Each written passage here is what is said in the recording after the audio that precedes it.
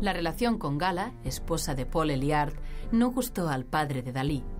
Cuando se enteró de que su hijo había escrito en un sagrado corazón: «A veces escupo con placer sobre el retrato de mi madre», lo expulsó de la familia.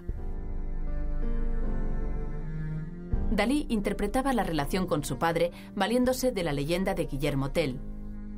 Con sus pinturas trataba de liberarse del sentimiento de culpa y del miedo al castigo paterno. Ejecuté una pintura de mí mismo, como niño de unos 8 meses, con una chuleta cruda sobre mi cabeza. Con esto intentaba simbólicamente tentar a mi padre a que viniese a comer la chuleta en vez de comerme a mí. Pero Dalí no solo asocia a Guillermo Tell con su padre, el notario de Figueras, sino también con André Breton, el padre de los surrealistas, con quien la relación era cada vez más distante.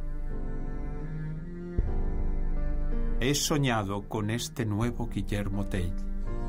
Se trata de Lenin. Quiero pintarlo con unas nalgas de 3 metros de largo, sostenidas por muletas, aunque para ello tengan que expulsarme del grupo surrealista. Tendrá en sus brazos a un chiquillo que seré yo. Pero él me mirará con ojos de caníbal y yo gritaré asustado: «¡Quiere comérseme!».